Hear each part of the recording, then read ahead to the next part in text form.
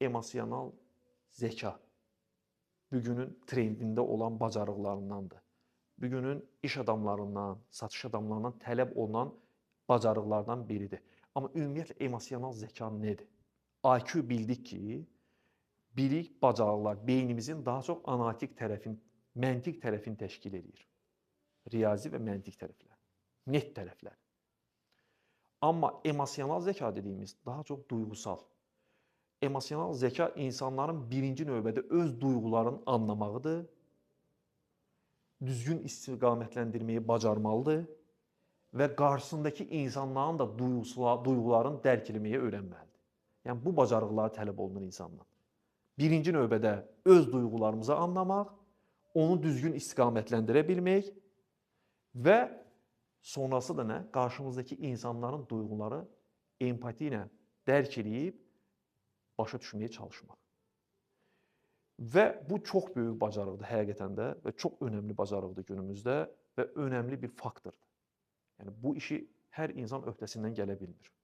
Birinci insan özünün duyğularını kontrol etmək çox çətin bir şeydir, asan bir şey deyil. Adamlar görsən, bəzən o qədər elə bir vəziyyətə düşürlər ki, hətta bu psixoloji xəstəliklər səviyyəsində də bəzən cəmiyyətdə necə gedib çıxdığını görürük. Kimi panik ataka düşür, kimi niyə olur? O duyğuların düzgün kontrol edib bilməməsindən olur bəzən belə şeylər.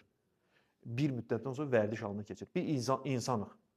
İnsan qorxu da var, sevgi də var, hisslər də var, digər təbii ki. Amma bəzən onları o qədər aşırı dərəcədə kontrolsuz şəkildə özümüzdə inkişaf etdiririk ki, qorxu normaldır da, insanda olmalıdır. Bu verilib ki, insan bunu özün nə? Xarici düşmənlərmi, qüvvədənmi, təhlükədənmi özün qorusun. Öz həyatda qala bilməsi üçün bundan istifadə edəsin. Bir də var, o həddə çatdırır ki, insan bəzən onu gəlir düşüb panik atak səviyyəsinə, hər şeydən qorxur. Bir dənə tık gəlib adam qorxur. Sanki hər an nəsə olacaq, nəsə baş verəcək. Və baxırsan ki, doğrudan da bir yerdən sonra hamısı psixoloqa müraciət edir, nə bilim, ora gedim, bura gedim. Halbuki əslində bütün bunlar bizim öz beynimizdə formalaşır. Biz özümüz bunu formalaşdırırıq.